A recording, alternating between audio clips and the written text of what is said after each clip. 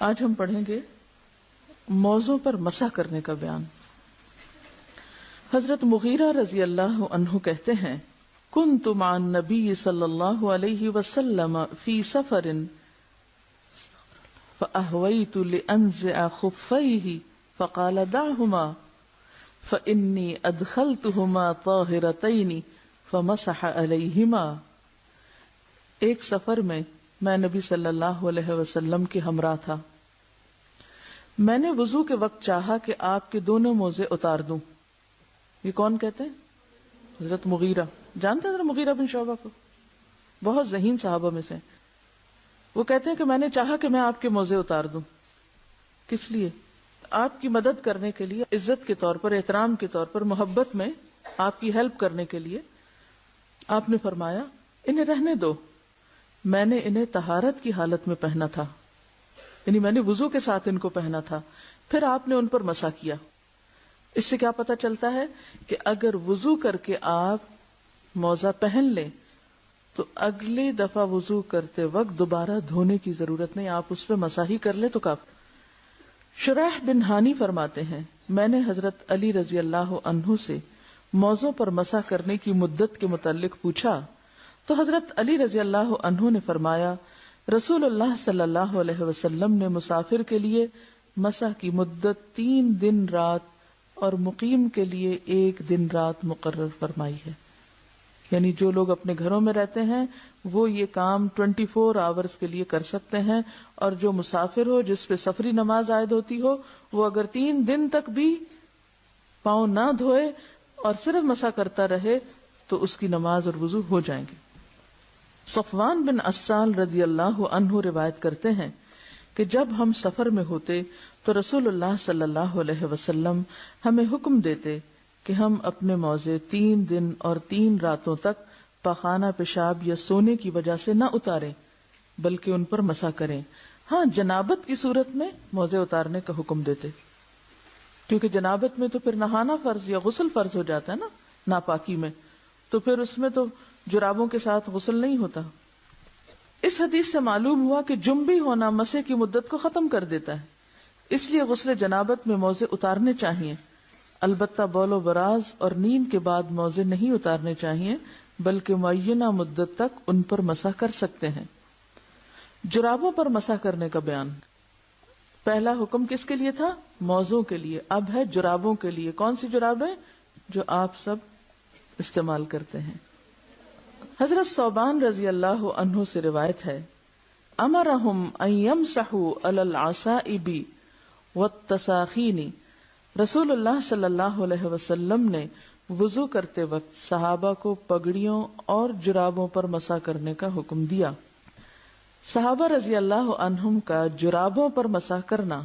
حضرت عقبہ بن عمرو ابو مسعود انصاری رضی اللہ عنہ نے اپنی جرابوں پر اپنی چپل کے تسموں سمیت مسح کیا۔ عمرو بن حریث رضی اللہ عنہ فرماتے ہیں، حضرت علی نے پیشاب کیا، پھر وضو کرتے ہوئے آپ نے اپنی جرابوں پر جو جوتوں یعنی چپلوں میں تھی مسح کیا۔ ابن حزم نے 12 صحابہ کرام سے جرابوں پر مسح کرنا ذکر کیا ہے، جن میں عبداللہ بن مسعود، سعد بن ابی وقاص، عمرو بن حریث بھی شامل ہیں۔ اسی طرح سہل بن سعد رضی اللہ عنہ جرابوں پر مسح کیا کرتے تھے۔ ابو امامہ رضی اللہ عنہ بھی جرابوں پر مسح کیا کرتے تھے۔ نیز انس بن مالک رضی اللہ عنہ نے وضو کرتے ہوئے اپنی ٹوپی اور سیاہ رنگ کی جرابوں پر مسح کیا اور نماز پڑھی۔ ابن قدامہ کہتے ہیں کہ صحابہ کرام کا جرابوں پر مسح کے جواز پر اجماع ہے۔ لغت عرب سے جورب کے معنی۔ لغت عرب کی معتبر کتاب قاموس، یعنی قاموس کتاب کا نام ہے، اسے قاموس عربی میں ڈکشنری کو کہتے ہیں۔ اس میں ہے ہر وہ چیز جو پاؤں پر پہنی جائے جورب ہے۔ ہر وہ چیز جو پاؤں پر پہنی جائے جورب ہے، چاہے چمڑے کی ہو، چاہے اون کی ہو، چاہے کاٹن کی ہو۔ تاج العروس میں ہے جو چیز لفافے کی طرح پاؤں پر پہن لیں وہ جورب ہے۔ جو چیز لفافے کی طرح پاؤں پر پہن لیں وہ جورب ہے۔ علامہ عینی لکھتے ہیں، جورب بٹے ہوئے اون سے بنائی جاتی ہے اور پاؤں میں ٹخنے سے اوپر تک پہنی جاتی ہے۔ ٹھیک ہے، ٹخنے سے اوپر. عارضۃ الاحوزی میں شارح حدیث امام ابو بکر ابن العربی رحمۃ اللہ علیہ تحریر فرماتے ہیں، جورب وہ چیز ہے جو پاؤں کو ڈھانپنے کے لیے اون کی بنائی جاتی ہے، یعنی وولن ساکس. عمدۃ الرعایہ میں ہے جرابیں روئی یعنی سوت کی ہوتی ہیں، کاٹن کی ساکس، اور بالوں کی بھی بنتی ہیں. چمڑے کی تو ہوتی ہیں لیکن بالوں، اون، دھاگے، سوت وغیرہ کی بھی جرابیں بنتی ہیں.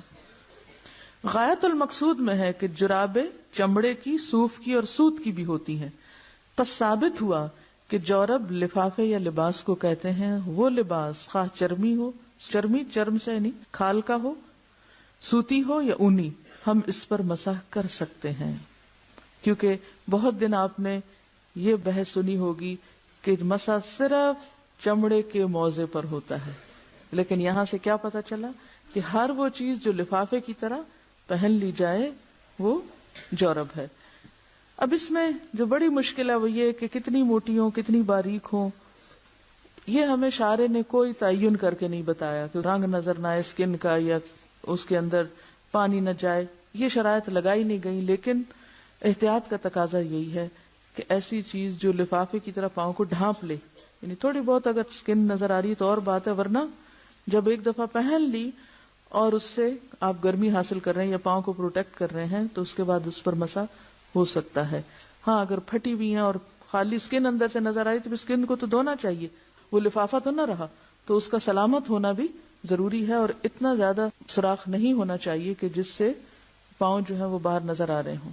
چھوٹا موٹا اگر کہیں کچھ ہلکا پھلکا لگ گیا ہے تو اس کو اگنور کیا جا سکتا ہے، لیکن بڑے سوراخ نہیں ہونے چاہیے.